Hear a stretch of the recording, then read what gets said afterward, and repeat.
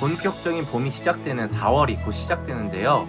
다양한 4월에 즐길 수 있는 국내 여행지를 여러분께 소개해드리겠습니다. 매력적이고 아름다운 여행지로 여러분을 초대합니다. 같이 가시죠. 고! 첫 번째로 가볼 곳은 삼척 맹방 유채꽃 축제입니다. 바다와 유채꽃, 벚꽃을 한 곳에서 즐길 수 있는 맹방 유채꽃 축제는 봄 풍경을 제대로 느끼기에 너무나도 매력적인 곳인데요. 하나도 아니고 매력적인 풍경을 3개나 볼 수 있다고 하니 봄을 제대로 느끼고 싶은 분들에게는 저는 추천하는 곳입니다. 하지만 방문객이 정말 많기 때문에 주차하는 게 조금은 어려울 수 있다는 점 꼭 알고 방문하시고요. 조금 먼 곳에서 주차를 하고 벚꽃길을 따라 걸어와도 되니까 보이는 자리가 있으면 바로 주차하시는 걸 추천하도록 하겠습니다. 축제의 시작은 4월 초라고 알려졌는데요. 올해 예상보다 봄꽃 개화들이 늦어지고 있어서 꼭 실시간을 확인하고 방문하셨으면 좋겠고요. 매력적인 봄 풍경을 제대로 느낄 수 있는 삼척 유채꽃 축제를 한번 추천해 보도록 하겠습니다. 그리고 이번에는 조금은 독특한 4월 명소를 소개해 드릴까 하는데요. 바로 금산에 있는 홍도마을입니다. 4월이 되면 금산에서는 홍도화 축제가 개최되는데요. 홍도화라고 하면 조금 생소하신 분들이 있는데 이렇게 아름다운 꽃을 만날 수가 있는 곳입니다. 다른 지역에서는 이렇게 홍도화가 가득 많이 있는 풍경을 보기 쉽지 않기 때문에 금산만의 특별한 여행지라고 할 수 있겠는데요. 이름 그대로 빨간 홍도화의 풍경이 색감이 너무나도 매력적이어서 멀리서 봐도 아름답고 가까이서 봐도 너무나도 아름다운 풍경입니다. 그리고 이 홍도마을 앞에는 벚꽃 터널이 쭉 이어져 있기 때문에 드라이브 하면서 벚꽃 터널을 즐기고 홍도마을에 와서는 홍도화까지 즐기면 1+1으로 봄을 제대로 즐길 수 있을 거라고 생각하고요. 조금은 독특하고 신기한 홍도마을을 4월 여행지에 포함하는 것도 저는 추천하도록 하겠습니다. 이번에는 완주로 한번 떠나가 보겠는데요. 완주의 화산 꽃동산입니다. 4월이 되면 철쭉도 빠질 수 없는 봄꽃 중에 하나인데요. 완주 화산 꽃동산에 가면 정말 동화 속으로 들어온 듯한 아름다운 봄의 풍경을 만날 수가 있습니다. 이제는 이곳이 조금 유명해져서 정말 많은 분들이 방문하고 계신데요. 방문객이 많아도 충분히 넓은 부지를 갖고 있기 때문에 저는 추천하고요. 철쭉뿐만 아니라 중간중간 섞인 벚꽃들도 아름답기 때문에 꼭 한번 방문을 추천해보는 곳입니다. 입구에서부터 10분, 15분 정도 걸어가야 되기 때문에 이 부분은 꼭 생각하시고 방문하셨으면 좋겠고요. 주차장이 그렇게 넓진 않기 때문에 이른 시간에 방문을 추천하는 곳입니다. 이번에는 서울 근교에 있는 철쭉 명소로 한번 떠나가 보겠습니다. 바로 군포에 있는 철쭉동산인데요. 이 철쭉동산에 방문해도 너무나도 아름다운 철쭉들을 만날 수가 있는데요.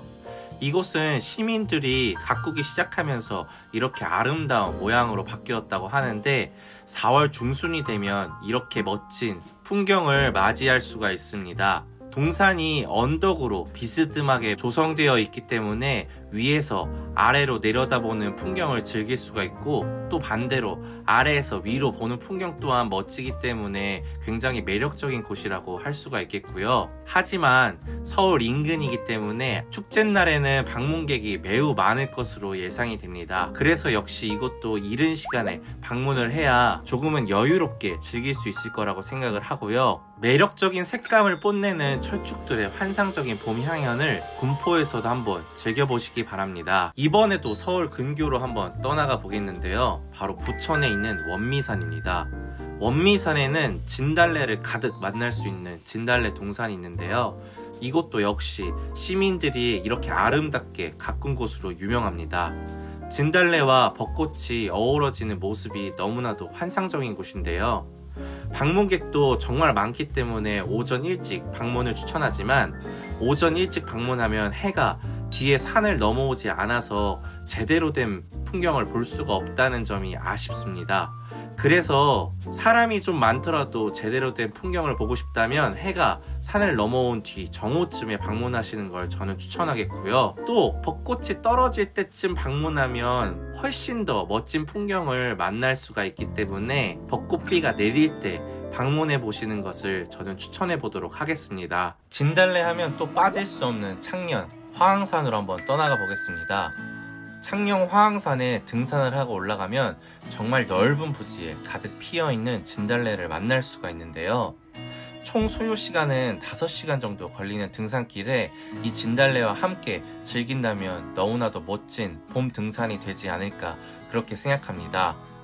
올라가는 길도 아름답지만 이 진달래 동산이 진짜 넓어서 가득 즐기기에는 너무나도 매력적인 곳이라고 생각이 들고요. 이 동산뿐만 아니라 다른 곳에서도 진달래를 만날 수가 있어서 초록색과 이 진달래의 색감이 조화가 매력적으로 느껴지는 창녕 화항산입니다. 산 위에 있기 때문에 개화 시기 판단하기가 조금은 어렵기도 하지만 꼭 실시간 상황을 확인하시고 창녕 화항산으로 한번 떠나가 보시기 바랍니다. 그리고 만약 등산을 싫어하시는 분들이 있다면 저는 창녕의 또 다른 봄 명소인 유채꽃 축제를 소개해 드리겠는데요. 축구장 150개 크기의 유채꽃을 만날 수 있는 창녕 유채꽃 축제는 정말 끝없이 펼쳐진 유채꽃을 만날 수가 있는 곳입니다.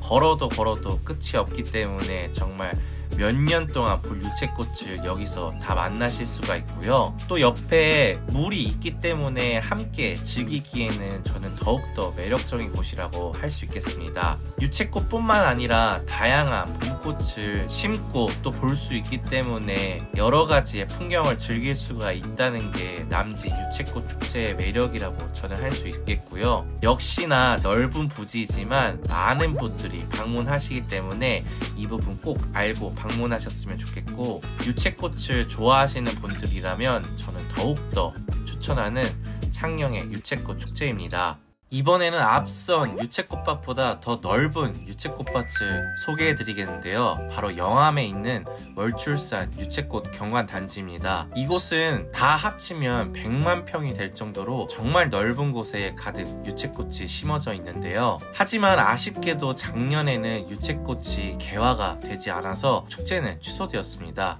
올해는 이와 같은 유채꽃을 가득 볼 수 있을지가 너무 궁금해지는데요. 이곳은 뒤에 배경이 되는 월출산이 너무나도 아름답기 때문에 어느 곳에서나 찍어도 아름다운 사진을 건질 수 있을 만큼 매력적인 곳이라고 저는 소개를 해드리고 싶겠고요. 주차장이 따로 없어서 한쪽 편에 주차를 해야 하지만 너무 넓어서 여유롭게 구경하기에는 저는 문제없다고 생각하는 곳입니다. 이번에는 충남의 유채꽃 명소를 소개해드릴까 하는데요. 바로 부여 세도입니다.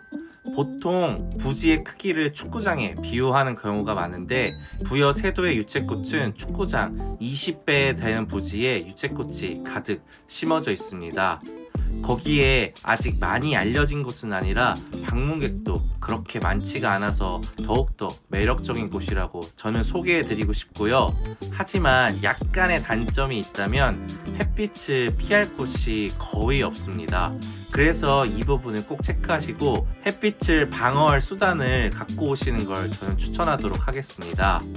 걷는 곳마다 노란 풍경이 너무나도 매력적인 곳이고 조용하게 즐길 수 있기 때문에 훨씬 더 메리트가 있지 않나 그렇게 생각을 하고요. 이렇게 넓은 유채꽃밭을 만나기는 쉽지는 않으니 꼭 한번 여행 리스트에 넣으셔서 방문해 보셨으면 좋겠습니다. 그리고 청도 신봉리에 가면 여행지는 아니지만 복사꽃밭이 가득 있어서 화려한 색감의 복사꽃을 만날 수가 있고요.